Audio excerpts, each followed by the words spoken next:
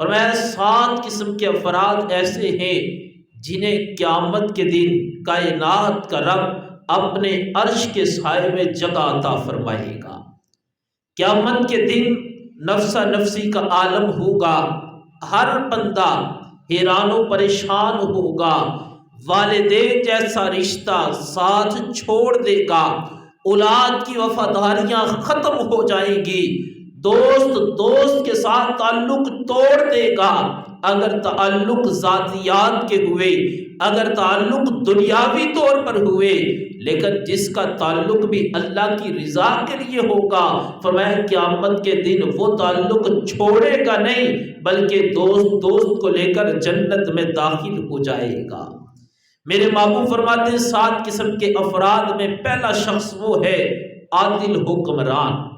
ایسا حکمران جس نے عدل کیا ہو، قیامت کے دن کائنات کا رب اس کو اپنے عرش کے سائے میں جگہ عطا فرمائے گا۔ دوسرا شخص حضور نے فرمایا جوان عبادت گزار، ایسا جوان جس کی جوانی کا ایک ایک لمحہ اپنے رب کی عبادت میں بسر ہوا ہو۔ جوانی کا عالم ہے، گناہ کرنے کی اس کے اندر طاقت ہے، سارا ماحول بھی موجود ہے، قدم قدم پر گناہ کر سکتا ہے، اپنی جوانی گناہوں میں گزار سکتا ہے۔ میرے محبوب فرماتے ہیں وہ جوان گناہوں سے بچ کر اپنی زندگی رب کی عبادت میں گزارے، قیامت کے دن رب اس کو شان یہ عطا فرمائے گا، کائنات کا رب اس کو اپنے عرش کے سائے میں جگہ عطا فرمائے گا۔ تیسرا میرے محبوب علیہ السلام نے فرمایا وہ شخص جس کا دل مسجد میں لگا رہتا ہے، فجر کی نماز پڑھنے آتا ہے، نماز پڑھ کر گھر میں جاتا ہے، دل میں تڑپ رہتی ہے کب نماز ظہر کا وقت ہوگا، اللہ کے گھر میں جا کر نماز ظہر کو ادا کروں گا۔ نماز ظہر پڑھنے کے بعد نماز عصر کے انتظار میں رہتا ہے، کب نماز عصر کا وقت ہوگا، اللہ کے گھر میں جاؤں گا، جا کر نماز عصر کو ادا کروں گا۔ نماز عصر کے بعد اپنے گھر کی طرف جاتا ہے، نماز مغرب کے انتظار میں رہتا ہے، کب نماز مغرب ہوگی، اللہ کے گھر میں جاؤں گا، جا کر نماز کو ادا کروں گا۔ مغرب کے بعد عشاء کی فکر میں، عشاء کے بعد صبح نماز فجر کی فکر میں لگا رہتا ہے۔ میرے محبوب فرماتے ہیں وہ شخص قیامت کے دن کائنات کا رب اس کو اپنے عرش کے سائے میں جگہ عطا فرمائے گا۔ اب ان 3 چیزوں پر گفتگو ہو چکی تھی، چوتھی چیز میرے اور آپ کے کریم محبوب علیہ السلام نے فرمایا وہ شخص کہ جو اس دنیا میں رہ کر 2 چیزیں، ایک ہے محبت، ایک ہے نفرت، ایک ہے دوستی، ایک ہے دشمنی۔ فرمایا جو شخص اس دنیا میں رہ کر کسی سے محبت کرتا ہے تو اللہ تعالیٰ کی رضا کے لیے، اگر کسی سے نفرت کرتا ہے تو اللہ تعالیٰ کی رضا کے لیے، کسی سے دوستی کرے تو اللہ کی رضا کے لیے، کسی سے دشمنی کرے تو اللہ تعالیٰ کی رضا کے لیے، اور میں اس شخص کو قیامت کے دن کائنات کا رب اپنے عرش کے سائے میں جگہ عطا فرمائے گا۔ میرے اور آپ کے قریب محبوب علیہ السلام فرماتے ہیں، حضور فرماتے ہیں ایک شخص جا رہا تھا، راستے میں گزر رہا ہے، سفر کر رہا ہے، اور سفر کر کے کسی اللہ والے کو ملنے کے لیے جا رہا ہے۔ اب ایک فرشتہ آیا، اس نے آ کر اس سے سوال کیا اللہ کے بندے تم سفر کر رہے ہو، کہیں پر جا رہے ہو، تمہارا جانے کا مقصد کیا ہے؟ وہ کہتا ہے فلاں میرا بھائی ہے، میں اس کو ملنے کے لیے جا رہا ہوں۔ فرشتے نے سوال کیا اس کے ساتھ تمہاری کوئی رشتہ داری ہے؟ اس نے کہا کوئی رشتہ داری نہیں۔ کہا تمہارا اس کے ساتھ کوئی مطلب ہے؟ کہا کوئی مطلب نہیں۔ کہا کوئی اور دنیاوی تعلق ہے؟ کہا کوئی تعلق نہیں۔ پوچھا آخر پھر جا رہے ہو، سفر بھی کر رہے ہو، اس کے پاس جا بھی رہے ہو، آخر جانے کا مقصد کیا ہے؟ کہا مقصد صرف اتنا ہے وہ اللہ تعالیٰ کا بندہ ہے اور وہ اللہ سے پیار کرتا ہے،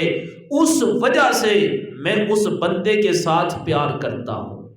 میرے محبوب علیہ السلام فرماتے ہیں جب اس بندے نے یہ بات کی، وہ فرشتہ کہتا ہے مجھے رب نے بھیجا میں اللہ کا فرشتہ ہوں اور کائنات کا رب تجھ سے محبت کرتا ہے اس وجہ سے کہ تو اس بندے کے ساتھ صرف اللہ کی رضا کے لیے پیار کرتا ہے۔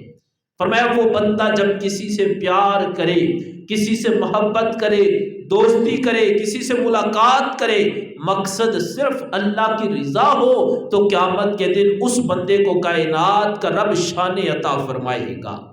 دوسری حدیث مبارکہ میں میرے اور آپ کے کریم محبوب علیہ السلام فرماتے ہیں، حضور فرماتے ہیں قیامت کا دن ہوگا، کچھ افراد کو کائنات کا رب نور کے ممبر عطا فرمائے گا۔ قیامت کے دن تو ہر کوئی پریشان ہوگا، ادھر فرمایا شان یہ ہوگی کہ ان بندوں کو رب نور کے ممبر عطا فرمائے گا۔ اب فرمایا ان کی شان یہ کہ انبیاء بھی دیکھیں گے، شہداء بھی دیکھیں گے، اور وہ رش کریں گے یہ بندے کون ہیں جنہیں قیامت کے دن کائنات کے رب نے نور کے ممبر عطا فرمائے۔ اب فرمایا سوال ہوگا، مالک تیرے بندے ہیں اور تو نے اتنی شان دی ہے کہ آج ممبر پر بٹھایا اور نور کے ممبروں پر بٹھایا، یا اللہ ان تیرے بندوں کے اندر کون سا کمال تھا، یہ کون سا عمل کرتے تھے، ان کا مرتبہ کیا ہے، ان کی شان کیا ہے، انہیں یہ منصب کیوں ملا؟ کائنات کا رب فرمائے گا، اے میرے بندو یہ میرے وہ بندے ہیں جو دنیا میں رہ کر لوگوں سے پیار کرتے تھے تو میری رضا کے لیے پیار کرتے تھے۔ وہ اگر کسی کے ساتھ دوستی کا انتخاب کرتے تھے تو انتخاب کرنے سے پہلے سوچتے تھے کہ میں انتخاب کر رہا ہوں میرا مقصد کیا ہے، وہ اپنا مقصد فقط اللہ تعالیٰ کی رضا رکھتے تھے۔ آج اگر ہم بھی اپنی زندگیوں میں غور کریں، ہم اپنی زندگیوں میں جو دوست بناتے ہیں، کبھی ہم نے سوچا ہو اس کو دوست بنائے جو مرنے کے بعد بھی ہمارے کام آئے؟ آج دوستی صرف اس حد تک ہوتی ہے، مطلب کی حد تک، مطلب ختم ہو جائے دوستی ختم ہو جاتی ہے۔ دوست وہ نہیں ہوتا جو مطلب کا ہو،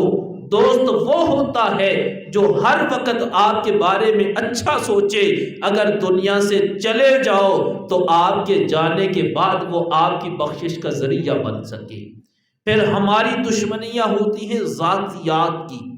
کہ ذاتی کسی کے ساتھ ہماری بنتی نہیں تو ہماری دشمنی بن جاتی ہے، ہم کسی کی مرضی پر نہیں چلتے تو وہ دشمن بن جاتا ہے، اگلا ہماری مرضی پر نہیں چلتا ہم اس کے دشمن بن جاتے ہیں۔ فرمایا اسلام میں یہ تصور نہیں کہ تم اپنی مرضی کے دوست یا اپنی مرضی کے دشمن بناؤ۔ فرمایا جب دوستی کرو اس وقت بھی اللہ کی رضا دیکھو،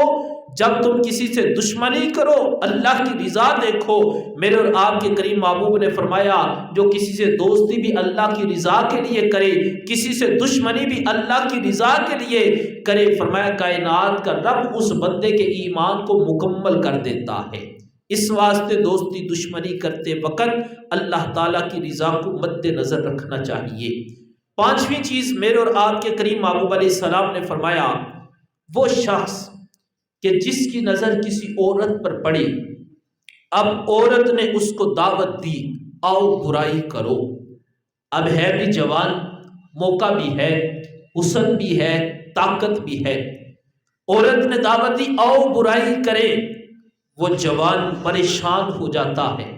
اس کی دعوت کو قبول نہیں کرتا، ٹھکرا دیتا ہے۔ اس نے کہا آؤ برائی کرو، اس وقت حسن بھی ہے، موقع بھی ہے، طاقت بھی ہے، تم کر بھی سکتے ہو، آ جاؤ برائی کی طرف، ہمیں کوئی نہیں دیکھ رہا۔ وہ جوان پکار اٹھتا ہے، کہنے لگا کوئی نہیں دیکھ رہا، نظر بھی کوئی نہیں آ رہا، لیکن یاد رکھو ہمیں دیکھنے والا اگرچہ ظاہری طور پر کوئی نہیں، کائنات کا رب آج بھی ہمیں دیکھ رہا ہے۔ میرے محبوب فرماتے ہیں وہ جوان، جوانی کی عمر ہے، دعوت ملی برائی کی، عورت نے دعوت دی آؤ برائی کرے، فرمایا وہ جوان انکار کر دیتا ہے، اور کہتا ہے کوئی نہیں دیکھ رہا، کسی کا ڈر نہیں، پر رب دیکھ رہا ہے، میں نے رب کو حساب دینا ہے، رب کو جواب دینا ہے۔ فرمایا وہ اس وجہ سے برائی کو ترک کر دیتا ہے، قیامت کے دن رب شان یہ عطا فرمائے گا، کائنات کا رب اس کو اپنے عرش کے سائے میں جگہ عطا فرمائے گا۔ چھٹا شخص میرے محبوب نے فرمایا کہ جس کو قیامت کے دن اللہ اپنے عرش کے سائے میں جگہ عطا فرمائے گا، فرمایا وہ بندہ جو نیکی کے کام تو کرتا ہے، لیکن نیکی کے کام کرتے وقت یہ نہیں کہتا میرا اعلان کرو تو میں نیکی کا کام کروں، فرمایا وہ صدقہ و خیرات کرتا رہتا ہے۔ میرے محبوب فرماتے ہیں وہ چھپا کر صدقہ کرتا ہے، کسی کو دیتا ہے تو دیتے وقت اس کی عزت نفس کو مجروح نہیں کرتا۔ آج ہمارے اس دور کے اندر اگر کسی غریب کی مدد بھی کی جائے، پہلے تو بلایا جاتا ہے، لوگوں کو اکٹھا کیا جاتا ہے، پھر کہا جاتا ہے اب تصویریں بنائیں، پھر کہا جاتا ہے اب ویڈیو بنائیں، ویڈیو بنا کر پوری دنیا کو دکھایا جاتا ہے کہ فلاں امیر شخص فلاں غریب کی مدد کر رہا ہے۔ میں کہتا ہوں اگر اللہ نے توفیق دی ہے، کسی کی مدد کرنا چاہتے ہو، مدد کر سکتے ہو، مدد ضرور کرو، لیکن کسی غریب کی غربت کا مذاق نہ اڑاؤ۔ میرے محبوب فرماتے ہیں جو صدقہ و خیرات کرنے والا ہو، اللہ کی راہ میں دینے والا ہو، اور دیتا اس طرح ہو وہ ایک ہاتھ سے دے رہا ہے، کسی دوسرے کو خبر تک نہیں، اللہ کے محبوب فرماتے ہیں جو بندہ اس طرح صدقہ کرتا ہے، قیامت کے دن کائنات کا رب اس کو اپنے عرش کے سائے میں جگہ عطا فرمائے گا۔ اس دنیا میں بڑا مشکل ہوتا ہے دیتے وقت بندہ یہ سوچے کہ فقط اللہ راضی ہو جائے، دیتے وقت بھی بڑی بڑی سوچ بدل جاتی ہے، بڑے بڑے خیالات ذہن میں آتے ہیں، میں دے رہا ہوں لوگوں کو پتہ تو چلے، لیکن وہ جو دیا ہوتا ہے لوگوں کو پتہ چل جاتا ہے، بندہ ثواب سے محروم ہو جاتا ہے۔ اگر ثواب چاہتے ہو پھر اس طرح دو، آپ دے رہے ہو، ایک لینے والے کو پتہ ہے، دینے والے کو پتہ ہے، اور کائنات کا رب آپ کو دیکھ رہا ہے۔ ساتویں چیز جو اللہ کے محبوب علیہ السلام نے فرمائی، میرے محبوب فرماتے ہیں وہ بندہ جو خوف خدا میں رونے والا ہو، فرمایا جو ہر وقت اللہ کے خوف میں رہتا ہے۔ آج اگر میں اور آپ غور کریں، ہماری زندگی میں شاید کوئی ایسا دن ہو کہ جب ہم فقط اللہ کے خوف میں روئے ہوں۔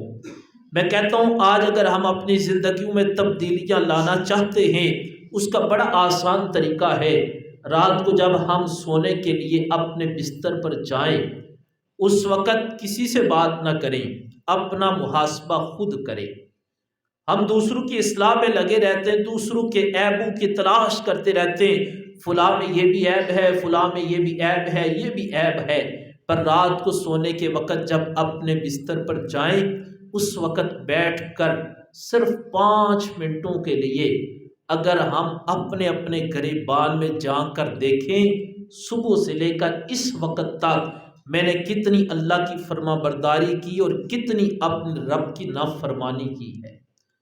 کبھی رب نے کمی نہیں دی۔ اگر ہم سوچیں ہم میں سے کوئی ایسا بندہ نہیں کہ جس کو کبھی زندگی میں ایسا دن آیا ہو کہ اس کو 3 ٹائم کا کھانا نہ میسر ہوا ہو۔ ہم میں سے کوئی ایسا نہیں ہوگا جس کے گھر میں ایسا بھی وقت آیا ہو کہ اس کو 24 گھنٹے پانی پینے کے لیے نہ ملا ہو۔ اللہ کی رحمتیں مل رہی ہیں، اس کی نعمتیں مل رہی ہیں، اللہ کی عطائیں بے شمار ہیں، رب دیے جا رہا ہے، پر پھر بھی ہمیں اپنے رب کی دی ہوئی نعمتوں کی قدر نہیں ہے۔ اس لیے اللہ کے محبوب نے فرمایا جو شخص اللہ کے خوف میں روتا ہو، کبھی کبھار کوشش کیا کریں تنہائی میں بیٹھ کر اپنے رب کے حضور حاضری دیں، وضو کریں، نوافل پڑھ لیں، 2 نفل پڑھ کر رو رو کر اللہ سے دعا کریں، وضو کر کے قرآن کی تلاوت کر کے رو کر اللہ سے دعا کریں۔ میرے محبوب علیہ السلام فرماتے ہیں جب کوئی بندہ اللہ کے خوف میں روتا ہے، فرمایا اس کی آنکھوں سے آنسو جاری ہوتے ہیں، فرمایا مکھی کے سر کے برابر۔ ہمارے دل سخت ہو جاتے، فرمایا بندہ رونے کی کوشش کرتا ہے، بہت زیادہ نہیں رو پاتا، بار بار کوشش کرتا ہے، فرمایا وہ زیادہ نہیں رو پاتا، کوشش میں کامیاب ہوتا ہے،